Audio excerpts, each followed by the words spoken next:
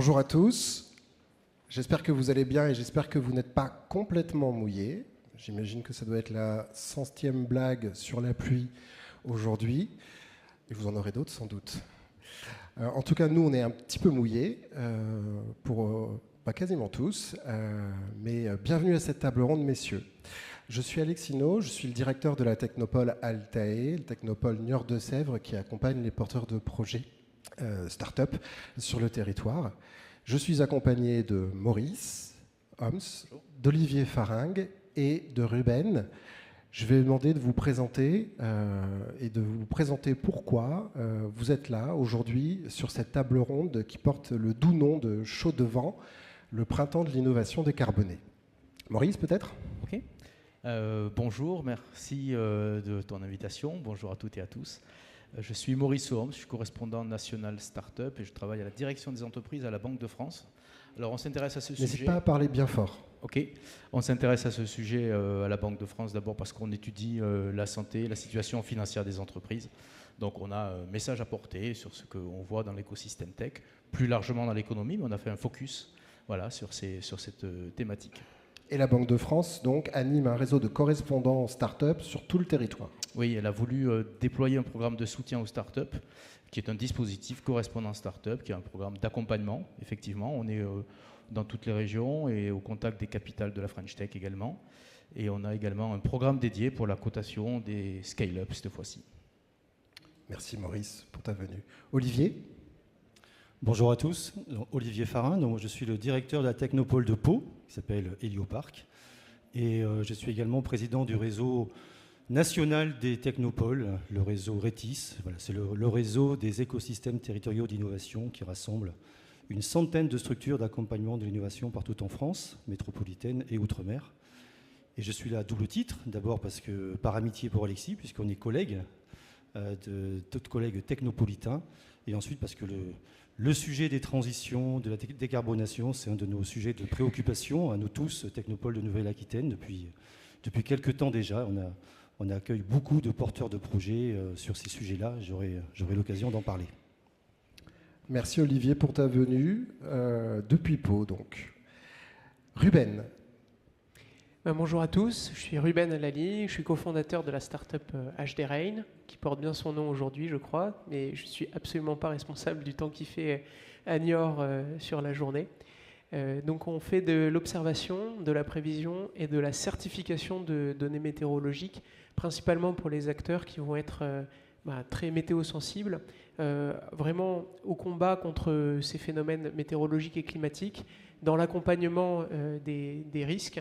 Et donc, on s'adresse principalement au niveau du secteur de l'assurance pour apporter la meilleure donnée possible, tant en amont d'un événement en analysant les historiques, que pendant l'événement en alertant au plus proche de la localisation des différents clients, et en post-événement, plutôt sur de l'aspect paramétrique, assurance paramétrique, où là, on va aider dans la démarche à fournir les jeux de données qui serviront à calculer les bons indices pour indemniser ou non en cas d'événement climatique sur le secteur.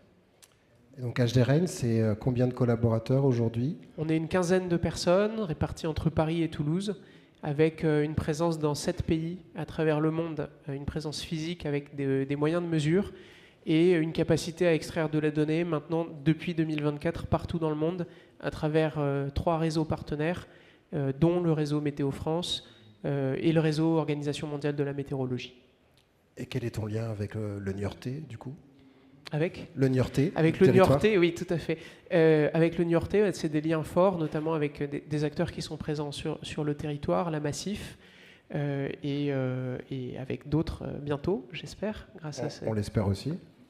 Et qu'est-ce qui fait que HD Rain est une start-up à impact, puisqu'on est une start-up assez technologique. Qu'est-ce qui fait que c'est une vocation décarbonée, si on élargit ? Alors, on intervient effectivement dans les processus d'analyse des risques qui peuvent toucher notamment des sites avec des risques météorologiques et des risques climatiques. Donc, dans notre stratégie, on va intervenir pour pouvoir améliorer au mieux la gestion de ce qui peut se passer au niveau de territoire. Je peux vous donner 2 exemples. on travaille avec des acteurs de la logistique qui viennent optimiser leurs opérations en fonction des intempéries et qui, de ce point de vue-là, vont pouvoir éviter des coupures, éviter aussi des interruptions de chaînes d'approvisionnement. Et un deuxième exemple, plutôt sur de la production d'énergie décarbonée, où là, on vient, avec un système d'alerte, mettre en sécurité un certain nombre d'équipements qui peuvent être sujets à des rafales de vent, des orages, de la grêle, et qui sont ensuite en capacité, avec ces systèmes d'alerte, de venir mettre en protection un certain nombre d'équipements qui servent aujourd'hui la décarbonation de notre production d'énergie et de notre économie. Merci Ruben. Donc on a une vision assez large de ce qu'est l'innovation décarbonée pendant cette table ronde. Et je voulais justement solliciter Maurice pour qu'il puisse nous apporter la vision macro, au niveau national, des acteurs institutionnels qui définissent ce qu'est l'innovation décarbonée ou les clean tech. Vous utilisez le terme de clean tech à la Banque de France ? À la Banque de France, en fait, on s'est intéressé à un modèle de croissance qui était celui des startups. Alors, on va parler de scale-up même, en fait, quand on les analyse. Au départ, à la Banque de France, on est une institution financière, donc notre métier, c'est la stratégie monétaire, inflation, taux d'intérêt, la stabilité financière et veiller à la qualité du crédit. En fait, c'est ça. Il se trouve qu'on fait ce travail pour 300 000 entreprises en France. C'est-à-dire toutes les sociétés qui, en France, dépassent le million d'euros de chiffre d'affaires, on a le bilan. Et on fait un travail d'analyse pour déterminer la qualité du crédit. Et on s'est aperçu que dans ces 300 000 entreprises, on s'est interrogé. On a des entreprises qui sont des scale-up, on a des entreprises qui ont des taux de progression de chiffre d'affaires, en même temps elles font des pertes, il y a des levées de fonds, donc c'est des modèles très spécifiques. Et on ne pouvait pas les analyser, ou en tout cas c'était risqué de les analyser comme des modèles de rentabilité. C'est-à-dire l'entreprise qui fait du chiffre d'affaires, de la marge, qui permet de financer à la fois le passé, la dette, et le futur, les investissements. Sur des startups, sur des scale-up, c'est vraiment un modèle de croissance différent. Donc Tout est flou. C'est différent, c'est d'autres compteurs. Il faut imaginer une autre façon de les analyser pour pouvoir en parler. Donc on a identifié, on a défini un certain nombre de critères en disant c'est quoi une start-up, parce que déjà on va parler des start-up à impact, mais déjà une start-up, comment vous voyez, parce que c'est pas défini, c'est pas une nature juridique, c'est une entreprise, un modèle à un moment donné qui a vocation à devenir rentable, mais qui ne l'est pas en phase de démarrage, en début de vie, et ça peut durer longtemps un début de vie de start-up en réalité. Donc on a voulu regarder ça, et dans les 300 000 entreprises, on s'est dit celles qui sont à la fois en croissance et en perte, et qui ont des fonds propres importants et de la trésorerie, ça ressemble quand même beaucoup à des modèles de start-up. Alors il y a autre chose, il y a du crédit d'impôt, il y a etc. On a identifié 2500 entreprises comme ça. Celles-là, on les a qualifiées de modèles de croissance, de type start-up, et on a défini des métriques pour pouvoir mieux les analyser. Alors, modèle start-up avec cette forte croissance et de la perte, mais un seuil minimum de chiffre d'affaires, je crois quand même. Oui, on analyse le bilan des entreprises à partir du moment où il y a un niveau de chiffre d'affaires de l'ordre d'1 million d'euros. Et dans ces 300 000, donc, on identifie 0,7%. Donc en fait, quand on parle de start-up au niveau national, pour nous, c'est le top 10% de l'écosystème. En fait, hein. Il doit y avoir 20 à 25 000 start-up en France, de très early stage jusqu'à la scale-up qui est devenue une licorne ou des start-up du Next 40, etc. Vous savez que 3 Français sur 5 utilisent des solutions de la French Tech. Donc celles-là, on les connaît. Donc nous, on a regardé ce qu'elles représentaient en termes d'activité, parce qu'on parle beaucoup de levée de fonds, mais nous, on a regardé plutôt du côté des performances économiques, du niveau de bilan, de situation financière. Donc on a publié une étude en milieu d'année à partir de l'exploitation de ces bilans. Et on s'est aperçu que ces entreprises, elles avaient un taux de progression de leur chiffre d'affaires de 20%, qu'elles réalisaient en consolidé, de façon agrégée, près de 25 milliards d'euros, qu'elles employaient en direct 110 000 personnes, sachant qu'il y a forcément de l'emploi induit par rapport à ça, qu'elles avaient 15 milliards d'euros pratiquement de capitaux propres, 11 milliards d'euros de trésorerie. Et donc on s'est dit, c'est quand même des modèles qui sont assez résilients, donc elles embarquent de la trésorerie. Donc si vous voulez, nous on fait une analogie avec le compteur d'essence, la jauge d'essence de la voiture. En fait l'idée c'est ça, quand vous voulez analyser une start-up, vous vous dites, avec la quantité de liquidité que j'ai, pour aller là-bas, combien de temps je fais, enfin c'est pas une question de temps, mais combien de temps il me reste, quoi. Voilà, c'est cette notion-là qu'on a voulu analyser. Et on a regardé, on s'est aperçu que ces entreprises, elles avaient évidemment des liquidités, mais qui sont la trésorerie, qui est une capital confiance en fait, qui est liée au levée de fonds. On leur a fait confiance pour développer une solution, etc. Et ce modèle en fait qu'on a vu ici, on s'aperçoit qu'il progresse de 20% quand les entreprises en général, elles sont plutôt sur une base 5. 5%, c'est en 2023. En 2022, on était sur 25 comparé à 12, mais on avait 7 points d'inflation. Voilà, il faut se souvenir de ça. Donc on a toujours des entreprises qui sont à 3-4 fois plus en termes de taux de croissance. Et dans cet environnement où on a 2500 entreprises, on en a la moitié, il y en a 1100. Alors on s'est dit, ça ressemble à des startups à impact. Ça ressemble un peu à ça. 1100 sur les 2500. Ouais, c'est ça. Et donc, il y a quoi comme thématique, comme secteur d'activité dans ces 1100 ? En fait, il y avait toutes les technologies du numérique au départ, c'est les 10 années passées en fait. Il faut mesurer l'évolution des startups en 2 temps, pratiquement, selon moi, enfin, d'après ce qu'on voit. Tout ce qui était lié au numérique, les plateformes e-commerce, marketing digital, c'est fait. En fait, on a transformé les usages. Ça a été accéléré avec la crise sanitaire et maintenant on y est passé. Aujourd'hui, on voit une nouvelle génération d'entreprises qui se sont créées il y a quelques années avec une volonté de participer à de grands enjeux, à de grands projets, à des projets de transformation. En fait, elles se sont créées pour ça, c'est leur vocation en fait.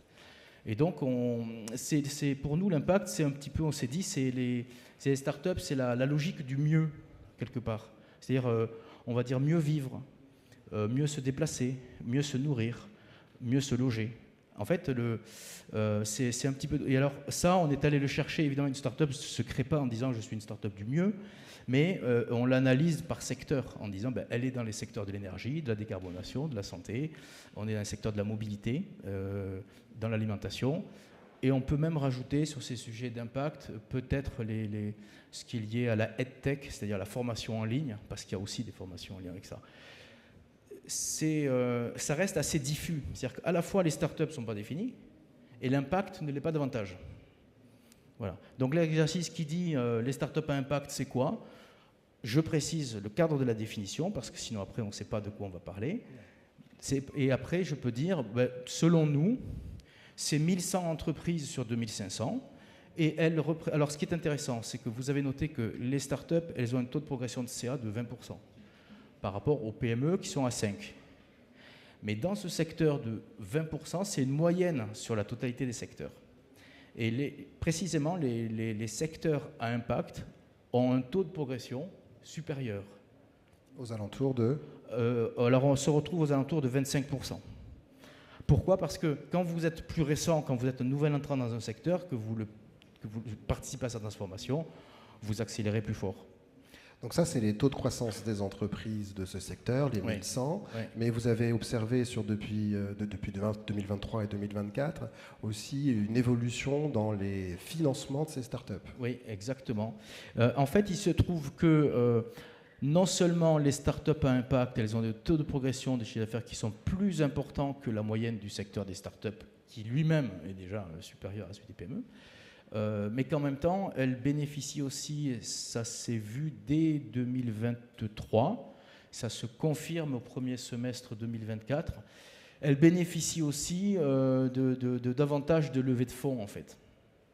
Alors sur les levées de fonds, vous vous souvenez que 2023, il y a eu une baisse de 38% des fonds levés, on était à presque 13 milliards, on arrive à 8, un peu plus, et tout le monde s'est dit qu'est-ce qui se passe, c'est une catastrophe, grosse rupture. Alors c'est pas du tout...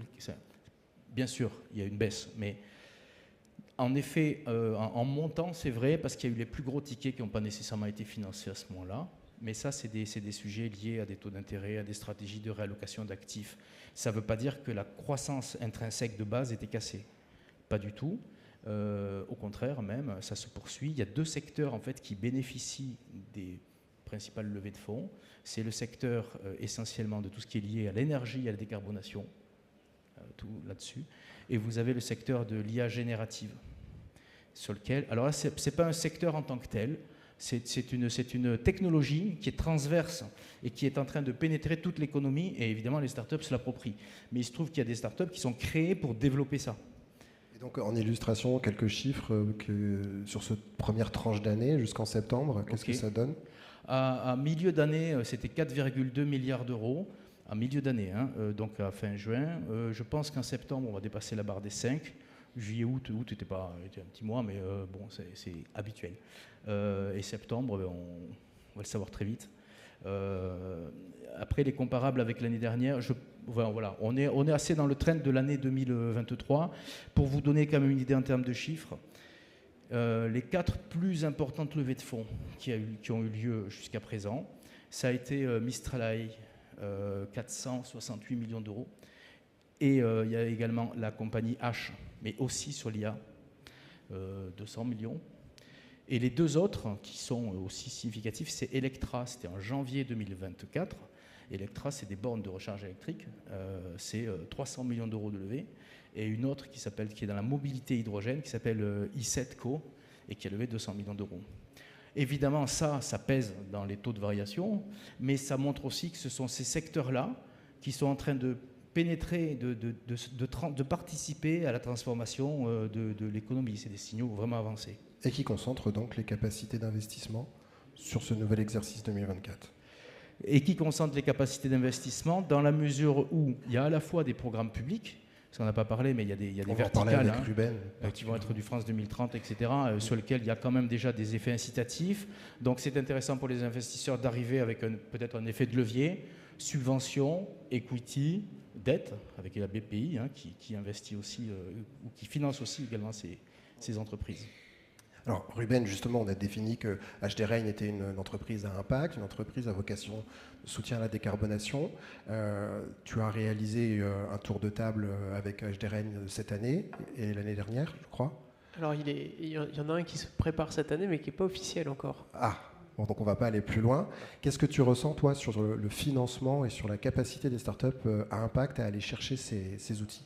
On l'a très justement souligné pendant cette prise de parole. Il y a eu une dégradation des conditions de financement entre des années 2020, 2021 et même 2022 qui ont été très fastes finalement, sur lesquelles aller chercher du financement avec les taux d'intérêt, on en a parlé aussi, qui étaient très bas, était finalement très facile.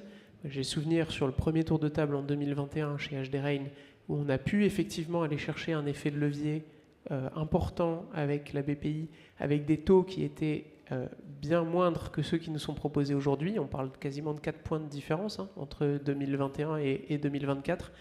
Donc il y a quand même une dégradation de ces conditions. Toutefois, ça a été souligné, quand on a ce label Impact et cette thématique, et ces thématiques abordées sur la décarbonation, sur le risque climatique ou le risque météorologique, c'est vrai qu'on arrive avec un petit peu plus de facilité que certains secteurs sur des moyens de financement.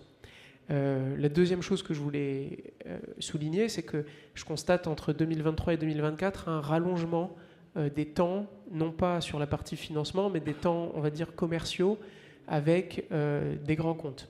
Et c'est vrai que c'est un des points assez importants pour nous.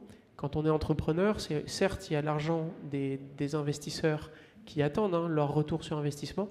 Et il y a une deuxième somme qu'on doit aller chercher, celle sur lesquelles on valorise notre produit. Et finalement, c'est de l'argent avec lequel, après, on fait ce qu'on veut. Et ça, tu l'estimes propre au secteur de la décarbonation ou de l'impact ou de manière globale sur l'économie start-up? Je le vois avec d'autres fondateurs où effectivement ils m'ont tous dit qu'on avait des process qui s'étaient rallongés. Toutefois, sur ces thématiques-là, on a eu un petit peu plus de ralentissement sur fin 2023 et début 2024. En tout cas, ça s'est senti. Mais il y a 2 points positifs que je veux souligner. Il y a une chose, c'est qu'il y a moins de focus sur de la tech pure, mis à part le secteur IA génératif, mais qui est très large. On a quand même beaucoup de véhicules d'investissement qui sont moteurs et acteurs pour venir apporter du financement sur les startups à impact. On a énormément de nouveaux véhicules à la fois en France et au niveau de l'Europe. Et ça, c'est important. Je vois qu'on a des startups dans les bornes électriques, on en a parlé, dans la décarbonation, dans l'analyse des risques climatiques qui peuvent aller chercher des fonds non plus qu'en France, mais aussi en Allemagne, et dans le reste de l'Europe, un petit peu en UK aussi, hors Union européenne. Et la deuxième chose que je note, c'est l'attractivité des entreprises avec une partie impact pour attirer des talents. C'est quelque chose que je ne voyais pas avant, c'est clair. On reçoit des profils et des candidats, des candidatures de gens qui sont beaucoup plus qualifiés, qui changent un petit peu de vocation, qui veulent trouver plus de sens à ce qu'ils font professionnellement et qui naturellement viennent dans des environnements de travail qui leur proposent des valeurs fortes par rapport aux problématiques, donc la crise climatique notamment, et la résolution concrète de problèmes liés à cette crise globale. Et donc c'est vrai que en tant que chef d'entreprise, quand on reçoit des CV qu'on n'avait pas l'habitude, alors même si effectivement la notoriété de la marque a augmenté en quelques années, mais je vois le phénomène chez des gens qui se lancent. J'ai des amis qui lancent cette année 2024, donc notoriété de boîte à 0, la marque est toute nouvelle et pas connue, et ils reçoivent des candidatures de gens très qualifiés qui sortent de très grandes écoles, et c'est des gens qui, je pense, il y a 5 ans ou même 10 ans, allaient plutôt vers des grands comptes. Donc ça, je pense que c'est quelque chose de positif au moins pour nous, peut-être un petit peu plus challengeant pour les grands comptes, pour attirer ce genre de talent. Alors Olivier, c'est quelque chose que toi tu vois aussi, en tant que patron de Technopole et patron des Technopoles en France, dans la part des projets qui nous arrivent, une augmentation significative des projets dits à impact, dits décarbonés. Oui, absolument. C'est un phénomène qui assez comparable, je pense, à celui qu'on a connu au début des années 2000 avec le numérique, où on voyait quasiment 4 projets sur 5 qui étaient donc sur ce qu'on appelait à l'époque les nouvelles technologies de l'information et de la communication. Aujourd'hui, en moyenne, enfin en tout cas l'exemple de Pau est assez révélateur pour ça, on a quasiment un projet sur 2, voire 2 projets sur 3 qui sont sur des sujets de décarbonation ou de transition écologique énergétique. Alors on peut l'expliquer à la fois parce qu'effectivement, comme l'a dit Ruben, il y a une prise de conscience des jeunes, la nouvelle génération, des jeunes diplômés pour ces sujets-là et qui s'orientent plutôt vers ces sujets-là. Et aujourd'hui, on l'a constaté aussi, les jeunes diplômés les plus qualifiés vont s'orienter vers des entreprises, ou en tout cas va se lancer aussi dans des aventures entrepreneuriales dans le domaine de la décarbonation et des transitions. On a aussi la génération juste après, les 30-40 ans, qui ont passé 10 ou 15 ans dans l'industrie, qui quittent les groupes, ce qui n'était pas quand même très naturel avant, pour se lancer également dans la création de start-up sur ces sujets-là. Nous, à Pau, on voit, on a un grand groupe qui s'appelle Total, et c'est assez étonnant le nombre de cadres de chez Total qui démissionnent, alors que c'était quelque chose qu'on ne voyait jamais avant, pour se lancer dans la création de start-up. On remarque aussi qu'il y a de plus en plus de femmes. Nous, sur nos 40 start-up qu'on accompagne aujourd'hui à Pau, on a 50% de femmes et qui sont principalement sur ces sujets-là. Ça aussi, c'est un phénomène assez nouveau. On peut l'expliquer aussi, au-delà de la prise de conscience, par les politiques publiques qui, à tous les échelons, s'orientent dans le soutien de projets sur la décarbonation, les risques climatiques ou les transitions, que ce soit l'État avec le plan France 2030, effectivement. Toutes les agences gouvernementales, et nous, au sein du réseau RETIS, on le voit, on a un partenariat avec l'Agence d'innovation des transports qui s'intéresse à toutes les startups en France qui travaillent sur des innovations sur les mobilités. Donc au niveau de l'État, au niveau des régions, et dans notre région, on a ce qu'on appelle le plan Néoterra 2. Donc c'est vrai que la région soutient fortement en tout cas c'est vraiment orienté sur ces sujets. Et nous aussi, on le voit au niveau départemental et au niveau palois, qui a mis en place un plan climat pour soutenir toutes ces initiatives. Et donc, la moitié des projets dédiés à la décarbonation, tu le dis. En tout cas, alors, je n'ai pas les chiffres exacts au niveau national, mais en tout cas, nous, à Pau, alors on a aussi tout fait pour, c'est-à-dire qu'on suscite la création d'entreprises, c'est-à-dire qu'on a créé des appels à projets, on s'est doté d'un nouvel incubateur dédié à ces sujets-là. Mais effectivement, aujourd'hui, on a une entreprise sur deux. Alors nous, effectivement, on travaille depuis très longtemps sur les technologies du sous-sol, donc des projets dans la géothermie, dans l'hydrogène naturel, sur des moteurs hydrogène, sur le traitement de déchets, sur des risques climatiques, même sur des nouvelles filières, du lin, du chanvre. Enfin, on a sur plein de sujets, on a de plus en plus de projets aujourd'hui, quasiment 1 sur 2 qui sont sur ces sujets. Et c'est vrai qu'au niveau national, on voit bien que chacune des technopoles essaye d'engager une transition de ces incubateurs thématiques pour aller stimuler les vocations quand les projets... il y a les projets entrants qui sont par nature, par ADN décarbonés, puis après il y a ceux qu'on essaye de susciter et de faire naître.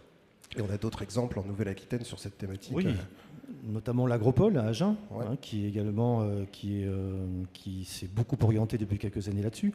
Mais en fait, si vous voulez, on a naturellement, on travaille sur nos filières. Ça va être l'aéronautique spatiale défense à Bordeaux, les biotech à Nantes, l'agroalimentaire à Agen, la e-santé à Castres, les géosciences à Pau. Ça, c'est nos filières. Mais ensuite, il y a vraiment aujourd'hui ce phénomène qu'il faut absolument accompagner. Et aujourd'hui, tous ces porteurs de projets qui se lancent, il faut leur donner les meilleures chances pour réussir. Alors, on voit bien que donc, les structures d'accompagnement sont présentes, que les financements publics sont présents, que les états d'esprit des collaborateurs et des créateurs sont orientés vers cette thématique large de l'économie décarbonée, qu'on voit bien que les financements privés s'alignent et qu'il y a une orientation vers ces thématiques. Tout semble concourir à un emballement, en tout cas ce printemps, mais quid de l'automne? Je voyais la semaine dernière le redressement judiciaire de la start-up Insect, et l'économiste du Monde disait c'est le printemps de la French Tech. Alors moi j'ai une question, c'est quid de la rentabilité de ces start-up quand les robinets vont peut-être commencer à se refermer? Ruben, je voyais que tu voulais...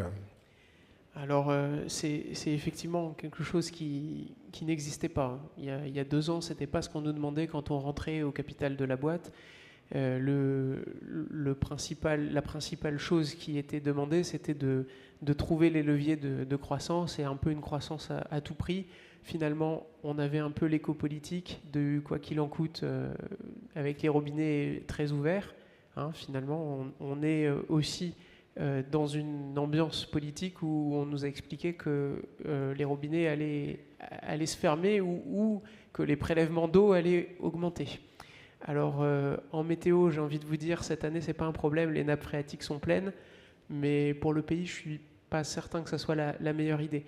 Donc cette idée de nous amener dans une mécanique où on va chercher de la rentabilité, je pense que c'est une bonne chose, à une petite dose de prudence sur une chose très importante, c'est que outre-Atlantique et en Asie, le phénomène n'a pas tourné de la même façon. On continue à financer de l'hypercroissance sans horizon de rentabilité très court, et c'est ce qui leur permet de sortir des véritables champions au niveau tech, et au niveau presque industriel aussi, quand on regarde ce qui se passe avec l'électrification des véhicules. Donc je pense que c'est naturel de demander aux entreprises d'avoir ces horizons de rentabilité, mais il y a un niveau de curseur à avoir, et il faut qu'on le place au bon endroit. Mais je pense qu'on a suffisamment d'intelligence collective et de volonté, en tout cas, pour pouvoir le trouver au bon endroit et surtout au bon moment. Donc tu ne crains pas l'effet de bulle de l'impact qui exploserait? Pas spécialement. Je pense qu'on a été dans des circonstances où il n'y a pas eu tant de financement que ça par rapport à d'autres secteurs. Je n'ai pas l'impression qu'il y ait eu cette surabondance et ce gonflement artificiel de valorisation de boîtes à impact, à 1 ou 2 exceptions près. Maurice, peut-être le regard de la Banque de France sur ce sujet? Alors oui, on a vu ce changement de paradigme. Il y a vraiment une charnière en fait avec le financement de l'hypercroissance à tout prix pratiquement, parce que le sujet c'était la valorisation de la start-up, et que le critère c'était surtout celui de l'ARR, c'est-à-dire des revenus récurrents. Et donc on s'est dit on va prendre l'ARR, on va faire en x10, et puis on va te donner la valeur de l'entreprise. C'est comme ça qu'en 21-22, on a vu des licornes chaque semaine qui apparaissaient. Est-ce que pour autant elles faisaient beaucoup de chiffre d'affaires ? Parce que si c'est pour faire du chiffre d'affaires autant de pertes, à la limite, on peut tous diriger une start-up, ce n'est pas le sujet. Ce qu'il faut, c'est avoir un horizon de rentabilité. Et ça, c'est le deuxième volet où on a dit, attendez, il faut quand même peut-être s'intéresser aussi à l'EBITDA, c'est-à-dire aux résultats d'exploitation. Et là, les multiples n'étaient plus tout à fait les mêmes, effectivement. Moi, je trouve ça assez simple parce qu'on était quand même en train de partir sur quelque chose qui était décorrélé avec des réalités. Là où on voit la mesure de la réalité, c'est quand vous faites une introduction en bourse, parce que vous faites un appel public au public, et donc vous avez souvent des ruptures de valorisation parce qu'on ne partage pas cet optimisme d'investisseurs, parce qu'eux-mêmes n'ont pas la même logique. En fait, c'est des logiques d'investisseurs qui vont faire un gain à la sortie. Donc si l'objectif c'est de montrer qu'il y a de la croissance en disant il y a du taux de croissance de mon chiffre d'affaires, c'est tout ce qui compte, ok. Mais c'est pas ça l'objectif, c'est de créer de la valeur. Aujourd'hui, les sociétés dont il est question là, c'est pas des startups du numérique qui, soit dit au passage, on finit l'essentiel de ce qui était à gagner sur la partie numérique, on est arrivé au bout. C'est-à-dire que tout le monde fait de la vente en ligne, on a tous un téléphone portable, etc.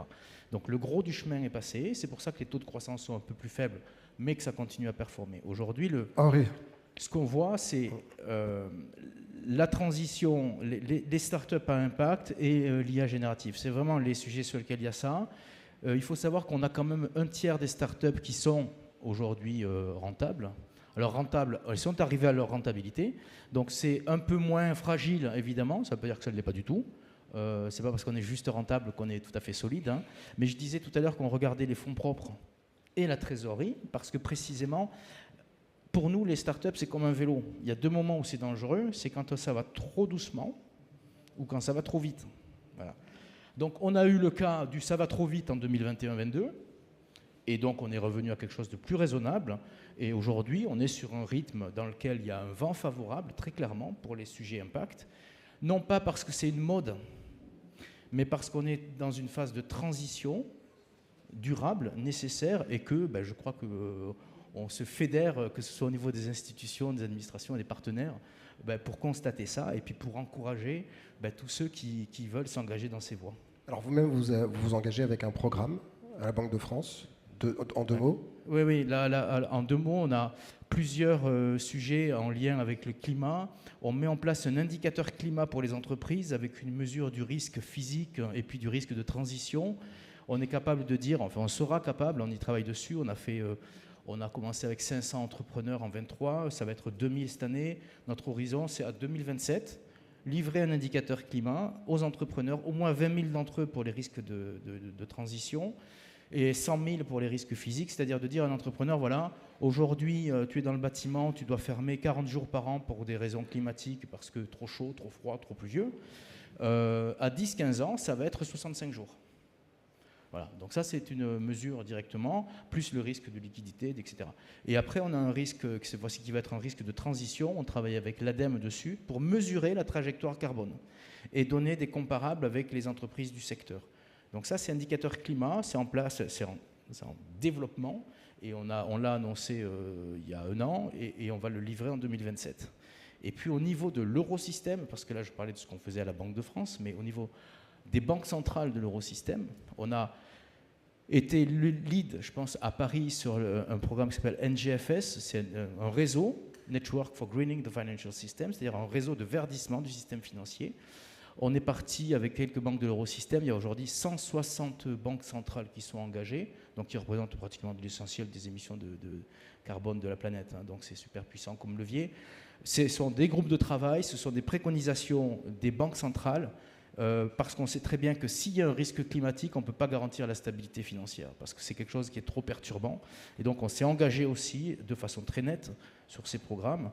Le NGFS, c'est la Banque de France qui avait pris le lead là-dessus et qui a progressivement élargi. Donc on est véritablement engagé parce qu'on est véritablement convaincu que ces risques sont des risques qui peuvent perturber fondamentalement l'économie, et on est aussi convaincu qu'il faut aller dans cette voie de la décarbonation. Merci Maurice. Peut-être, je vois le temps défiler et on est allé assez vite sur certains sujets. Un dernier conseil aux startups qui seraient dans ce champ de l'impact et de la décarbonation, une recommandation spécifique à leur secteur d'activité. Olivier, tu peux commencer ? Je vais prêcher pour ma paroisse. C'est-à-dire que quelqu'un qui veut se lancer, déjà, c'est de se faire accompagner. C'est la meilleure chance de réussir. Et donc, il y a les technopoles, mais il y a des incubateurs. Enfin, il y a plein d'outils en France qui existent pour accompagner les porteurs de projets à créer leur entreprise et à réussir. Et ensuite, on dit souvent qu'un chef d'entreprise, il a besoin en tout cas un porteur de projet qui démarre, il a besoin de clients, il a besoin d'argent. Et c'est vrai que là aussi, je sais ce que je disais, toutes les politiques publiques vont dans ce sens. Aujourd'hui, c'est plus facile d'aller chercher de l'argent lorsqu'on crée une start-up dans la décarbonation, de l'argent auprès des collectivités, auprès de la région, ici par exemple, auprès des banques également. C'est plus simple que... Les mutuelles à Niort. Des mutuelles, bien sûr. C'est plus facile que si, effectivement, on veut développer un outil dans l'oil and gas ou dans le numérique. Donc voilà. Alors après, c'est vrai que les marchés ne sont pas toujours tous matures, donc c'est un combat difficile, c'est ce qu'on explique à chaque fois à nos porteurs de projets. Mais effectivement, sur ce sujet-là, en étant accompagné et en écoutant les recommandations, nous aussi ce qu'on fait, c'est qu'on forme nos startup managers, nos accompagnateurs, on les forme justement pour accompagner ces nouveaux projets. Et ce sont des formations même que l'on fait avec l'ensemble des technopoles d'Aquitaine. Et donc on essaye vraiment de se mettre aussi à la page, de créer les outils nécessaires pour pouvoir les accompagner de la meilleure façon qui soit. Donc la recommandation, c'est venez nous voir. Mais, bien sûr, merci Olivier. Ruben ? Je peux que souligner la nécessité d'être bien accompagné, puisque le voyage est long, c'est pas du tout un sprint, ça dure longtemps. Et j'aurais 3 recommandations. Finalement, on demande à la société de devenir plus résilient. Je pense que c'est une qualité absolument indispensable quand on veut porter un projet et devenir chef d'entreprise. Une deuxième chose, c'est qu'il faut beaucoup de persévérance. Je pense qu'au début, il y a en fait un phénomène de haut et de bas qui s'enchaînent très très rapidement avec des succès mais aussi des échecs. Il ne faut pas rester en bas, il faut réussir à rebondir jusqu'au succès suivant. Et finalement, quand je regarde le monde dans lequel on évolue à l'heure actuelle et que j'entends ce qui s'est dit sur ce tour de table, on se rend compte qu'on a des événements qui touchent la façon même dont la société, l'économie fonctionne en ce moment. On l'a vu en Europe avec la tempête qui a frappé durement l'Europe centrale. On l'a vu là aux États-Unis avec l'ouragan Hélène qui a ravagé la Caroline du Nord. Et on sait que dans les moyens de financement pour rendre nos sociétés plus résilientes, on va passer par des systèmes sur lesquels il y aura effectivement de la mutualisation des risques. Et on voit qu'on est capable de le faire de façon très innovante et qui ne date pas d'hier. En France, on a un modèle qui, mine de rien, fonctionne bien pour permettre aux gens de continuer à vivre et à exercer leur activité avec des régimes de catastrophes naturelles. On a des régimes mutualistes qui permettent à tous de payer pour les risques de certaines zones qui vont être plus exposées.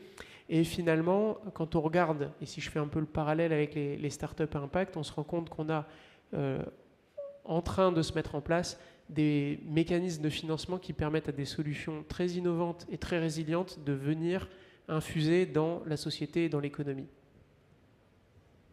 Merci Ruben. Maurice, un dernier mot peut-être ? Oui, moi je dirais soyez audacieux et je vais vous dire pourquoi. Donc vous savez que le financement de ces modèles de croissance, c'est par du capital risque, c'est-à-dire du venture capital. Et on a traduit du venture capital, le mot venture, j'ai regardé et je me suis dit, tiens, qu'est-ce que ça veut dire en fait ? Il y a 3 possibilités, soit c'est aventure, soit c'est audace, soit c'est risque. Et en Europe et en France, on a retenu risque. En fait, je pense que les anglo-saxons, ils raisonnent en disant c'est du capital audace. Et moi, j'aimerais qu'on parle de capital audace en fait, qu'on dise il faut avoir l'audace de le faire parce que si on ne le fait pas, de toute façon, soit on est dépassé technologiquement, soit on est dépassé dans tous les cas par les impacts que ça peut générer. Et donc je pense que c'est une question de mindset là-dessus. Et quand je dis soyez audacieux, c'est-à-dire rentrer dans cette logique de capital audace. Et je pense que c'est le chemin qu'il faut vraiment résolument emprunter. Merci beaucoup Maurice. Avant de conclure, est-ce que certains vont avoir le capital audace de poser une question ? S'il y en a dans la salle. Alors, la lumière, non, je ne crois pas. Non. Non, je crois pas. Du coup, merci messieurs. Si vous avez des questions en individuel, on peut bien sûr y répondre après cette table ronde. Moi, ce que je retiens, c'est qu'on est vraiment sur une dynamique positive et favorable de croissance pour les projets à impact, que ça ne va pas s'arrêter là, que vous n'êtes pas inquiets, que c'est l'automne de la French Tech, mais pas l'automne de l'impact, plutôt le printemps, et que tout semble concourir à cette belle image du secteur. Merci. Merci Alexis. Prochaine table ronde, et puis la Technopole vous retrouvera demain pour une autre table ronde avec Natacha sur l'IA justement.